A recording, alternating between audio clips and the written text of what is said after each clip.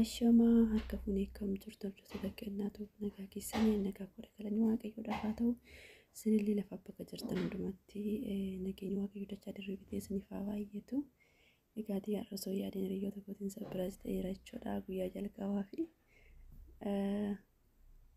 yaa guyyaan kun har'aaf guyyaa addaati guyyaa itti baqattummaa keessaatti ba'uu dheedeen abda addaa guyyaa har'a gara Itoophiyaa deemuufiin yaadaa jira. Hundumti keessanii warroonni biyya ormaa keessa jirtan warroonni mana madaamii keessa jirtan hundumti keessanii guyyaa kanaan akkasiin ga'uu abdii hin qaba.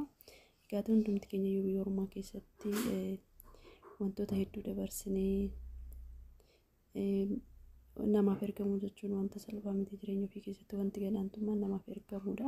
Egaa hunduma keenya waaqayyo ergaa namaa jalaa baasee nama biyya ofiitti galee jireenya mataa isaa jiraatu nu haa taasisuun sinin jedha.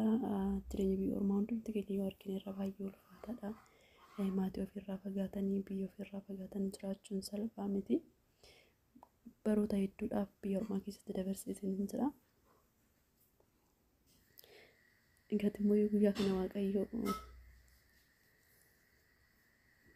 gara maatii kootti akkan deebi'uuf na gargaaree jira jechuudha. Hundumti keessanii warroonni maatii keessa yaaddan akkasuma warroonni ijoollee qabdan warroonni obboleeyyan keessan irraa fagaatanii jiraattan hundumti keessanii guyyaa kanaan akka waaqayyo isin ga'u abdiin qaba jechuudha.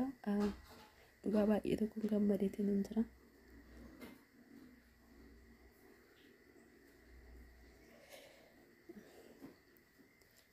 Egaa warroonni suudii keessa jirtan hundumti keessanii yoo bittanii gara Itoophiyaa galuudhaaf baay'ee ulfaataa ture waggaa tokkoof yaalan ture jechuudhaani.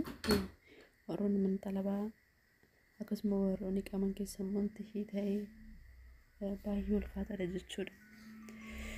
Ani waggaa tokko ture dadhabbii waggaa tokkoo booda jechuudha gara Itoophiyaa gala kana hin jiru. Asirratti wanti isin jechuu barbaadu warroonni qaman keessan wanti ta'ee yookiin immoo qaman keessan yeroo irra darbee akkasuma warra xalabaati warroonni baatan akkasuma warroonni sababa adda addaatiin biyya keessatti rakkachaa jirtan yoo jiraattan jechuudha. Warroonni viidiyoo kana argaa jirtan yoo jiraattan koomentii jaranaaf ka'a. Egaa wantoota dabarsee irraa sheer isiniif gochuudhaaf qophiidha jechuudha. YouTube irratti dubbadhee hin beeku garuu waggaa tokko keessatti wanta baay'ee na mudate.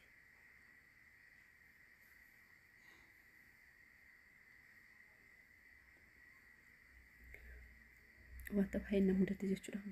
Waggaa irraa ture kan gara biyya galuudhaaf yaadaa ture jechuudha. Garuu akka fedha waaqayyo ta'e naaf hin tasakkaane.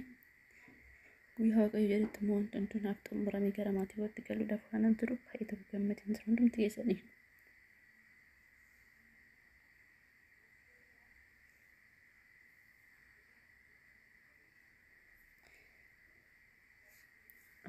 Dhiifama yaani sagalee kee addaan xixiqqaara. Hundumti keessanii nagaan gara maatii keessanitti akka galtan abdiin qaba. Kadhannaa yeroo hundaati warroonni biyya arabaa keessa jirtan jechuudha. Turtiin keessan turtii gaarii haa ta'u. Kana booda Itoophiyaa irraa wal argina jechuudha. Oromiyaa irraa dachee magariisa irraa wal argina. Wanta viidiyoo irratti akkasiniif hojjedhu barbaadan koomentii jalatti naaf barreessaa. Akkasuma immoo ijoolleen naannoo Asallaa yookiin immoo naannoo ijoolleen Arsii keessa jirtan hundumti keessanii jechuudha. Wanta barbaadan ergachuu dandeessanii iddoo barbaadan siniif dhaquu danda'a jechuudha gara biyyaatti galee.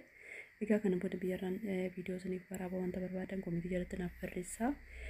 Turtiin keessan turtii gaarii haa ta'u.